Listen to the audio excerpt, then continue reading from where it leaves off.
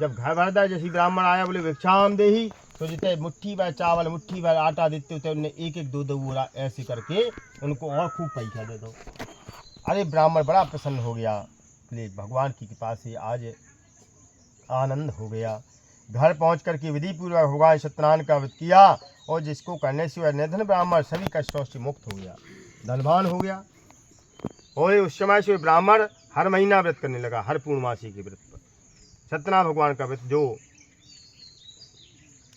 अब श्री सत्यनारायण भगवान के व्रत को जो शास्त्र विधि के अनुसार श्रद्धापूर्वक करेगा वह सब विघ्नों से मुक्त होकर के मोक्ष को प्राप्त होगा। इस तरह नारद जी से और सत्यनारायण भगवान का कहा हुआ व्रत मैंने तुमसे कहा है से ब्राह्मण। अब और मैं क्या कहूँ,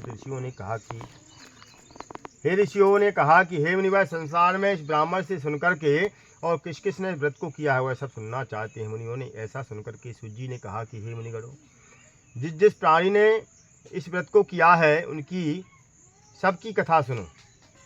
एक समय वह धनी ब्राह्मण परिवार के साथ साध विधि के अनुसार अपने घर पर सत्यनारायण भगवान का व्रत कर रहा था। उसी समय पर एक लकड़ी बेचने वाला बूढ़ा आदमी आया और बाहर लकड़ियों को रख करके ब्राह्मण के मकान में गया और प्यास से बेचैन लकड़हारे ने ब्राह्मण को व्रत करते देख करके प्यास को भूल गया और उसने ब्राह्मण का अभिनंदन किया।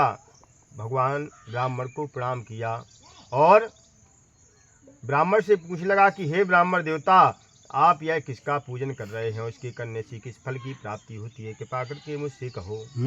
तब वह ब्राह्मण ने कहा कि सब इच्छाओं को पूर्ण करने वाला यह सत्यनारायण भगवान का व्रत है और इनकी ही कृपा से मेरे यहाँ धन धान आदि का आगमन हुआ है। अब ब्राह्मण से इस व्रत के बारे में जानकर के लकड़हारा बहुत प्रसन्न हो गया। बोले अब भगवान का चरणामृत ले प्रसाद खाने के बाद अपने घर को चला गया और फिर अगले दिन लकड़हारे ने मन में संकल्प कर लिया कि आज जो लकड़ी बेचने पर मुझको धन मिलेगा उसी धन से मैं सत्यनारायण भगवान का व्रत करूंगा। ऐसा मन में विचार कर वह लकड़हार लकड़ियों को अपने सिर पर रख करके और जिस नगर में धनवान लोग रहते थे वह सुंदर नगर में पहुंचा कि उस रोज उन लकड़ियों के दाम पहले दिनों से चौगुना मिल गया। अब चौगुने दाम काय मिल गए पता है तुम्हें? भगवान का स्मरण करना। हाँ, भगवान का इसने रात भर स्मरण किया और जो लकड़ियाँ वो ले जाते तो साधारण लकड़ियाँ तो वे चंदन की लकड़ियाँ बन गई और जब चंदन की लकड़ियाँ बन गई तो जौन मोहल्ला से निकल गए तो खुशबू महक फैल जावे चंदन की। अरे तो उसने लोगों ने देखा कि ये तो चंदन की लकड़ियाँ है तो आपने आप ही उन लोगों ने उस लकड़ियों के दाम 10 गुने ज़्यादा दे दे। तो लकड़हारा बहुत प्रसन्न हुआ और भगवान की व्रत की सामग्रियों को लेकर के अपने घर को चला गया और फिर उसने अपने परिवार को बुला करके विधि विधान के साथ सत्यनारायण भगवान का पूजन किया और व्रत किया और बूढ़ा लकड़हारा धन धान युक्त हो गया और संसार के समस्त भोग करके वैकुंठ को चला गया।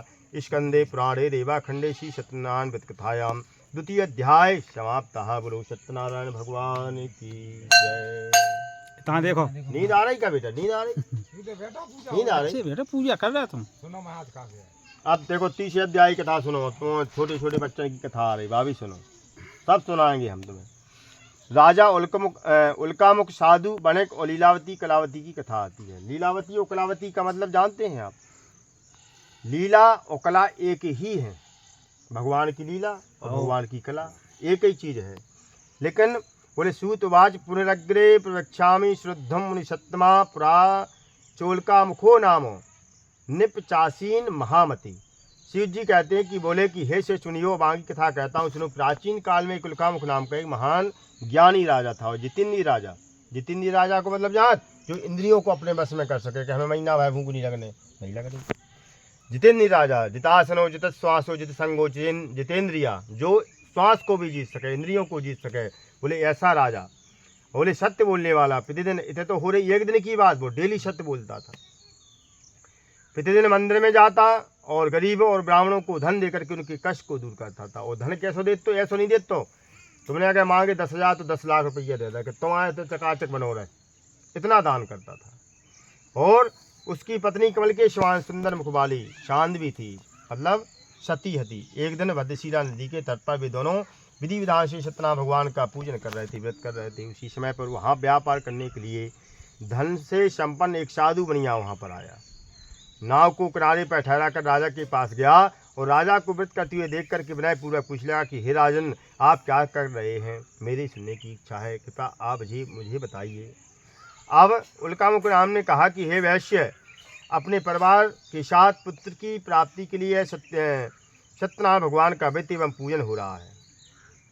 जब कोई राजा, मान के चलो आज प्रधानमंत्री नरेंद्र मोदी थे आज आवे, वैसे कोनो पाठ पूजा या अपने नदी के किनारे में बैठ के कछु करवे तो पूरा गांव इकट्ठो हो जाए। और सवाल ये होगा कि आप इतनी का आया है पूजा करवे, घर पे पूजा, यही पूजा घर पे करोगे तो आपका फल कछु और मिले, और जय पूजा चबूतरा पे हुई तो इतने कछु फल और है, और जय जाके तुम गंगा जी के किनारे बैठ करके करोगे तो इसका फल तुम्हें अधिक मिलेगा। मतलब जैसे कर लेगा ना, जब मकर संक्रांति है तो बोले घर पे नहाओगे तो 10 गुना, और नदी तालाब में तो 50 गुना, और गंगा नदी तीर्थ में जाओगे तो वहाँ 100 गुना।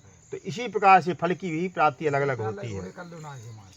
अब जब राजा ने कहा कि नदी के किनारे बैठ करके प्रवास है जो हम कथा करवा रहे हैं, बोले हमारा संतान नहीं है, राजपाट धन संपदा सब कुछ है, बोले जहाँ, बोले अगर संतान ना हो तो धन संपदा का काम की।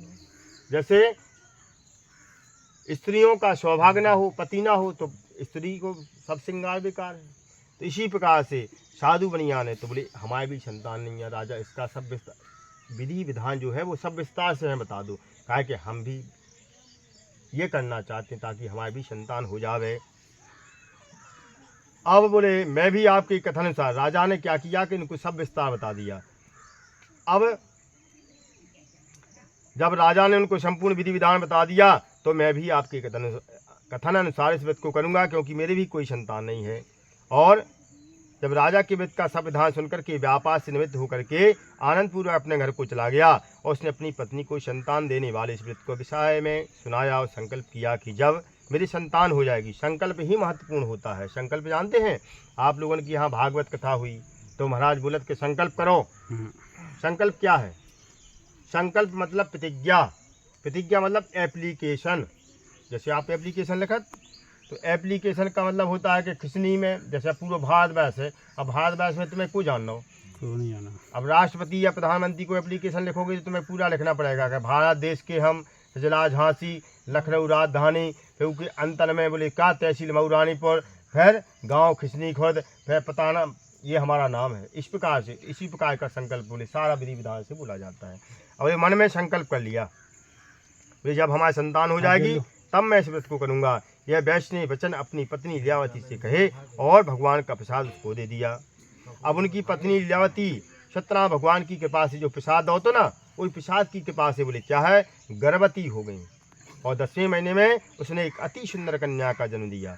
दिन दिन वह कन्या इस तरह बढ़ने लगी जैसे शुक्ल पक्ष का चंद्रमा बढ़ता है।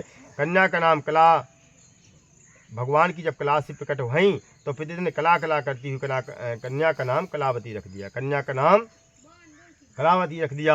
एक दिन लीलावती ने अपने मधुर वाणी में और पति से कहा कि आपने जो संकल्प किया था भगवान का व्रत करूंगा, अब आप उसे करिए। तो साधु बनिया ने वैसे ने कहा कि प्रिय, इस कलावती की विवाह के समय पर इस व्रत को मैं कर दूंगा। इस प्रकार अपनी पत्नी को समझा बुझा करके मतलब झूठी बातें परा पड़ू के कि अबे समय नहीं है, ये नहीं है, वो नहीं है, और ऐसा बना करके व्यापार करने के लिए चला गया। अब ऐसे ऐसे समय व्यतीत हो गया। जब भगवान की कला से कलावती पैदा हुई तो बोले दिन दिन, बोले जैसे शुक्ल पक्ष का चंद्रमा बढ़ता है इसी प्रकार से कला कला करती हुई जल्दी ही सयानी हो गई, विवाह योग्य हो गई। अब जब वह कन्या को विवाह योग्य साधु बनिया ने देखा तो मन में चिंता हुई। उसने एक दूत को बुला करके कहा कि पुत्री के वास्ते कोई सुंदर वर देख करके लाओ। और दूत की आज्ञा पाकर के वैश्य, दूत साधु नामक वैश्य की आज्ञा पाकर के कंचन नगर पहुंचा और वहाँ पर बड़ी खोज करके देखभाल करके लड़की के लिए एक सुंदर बनिए के पुत्र को लेकर के आ गया। उस सुहेगे लड़के को साधु ने देख करके अपने परिवार से प्रसन्नचित्त होकर के अपनी पुत्री का विवाह उसके साथ कर दिया, किंतु दुर्भाग्यवश विवाह के समय भी यह व्रत करना भूल गया। तब भगवान के उदित हो गए। अब भगवान जैसे एक बार भूल गए, अब दूसरा भूल गए, तो बोले भगवान ने क्या किया, बोले जाओ तुम्हें अब श्राप दे रहे हैं, हमके दारुण और कठिन दुख प्राप्त हो गए। ऐसा भगवान ने श्राप दे दिया। इसलिए जो अगर बोल दो, बोलना भी वही चाहिए जो हम कर सकें, ठीक है ना। पात्र भी उतने ही रखो, बोले हमारे पास में तो बोले इतना पैसा दे दो कि हम ले जाना पावे, फिर ले जाना पाओ तो क्या मतलब ले समझे ना।